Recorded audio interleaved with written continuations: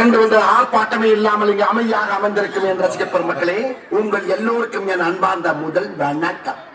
Rajathi Raja Raja Marthanda ஆமன்னர் 23 குடியேசி வராத் வராத் வராத்.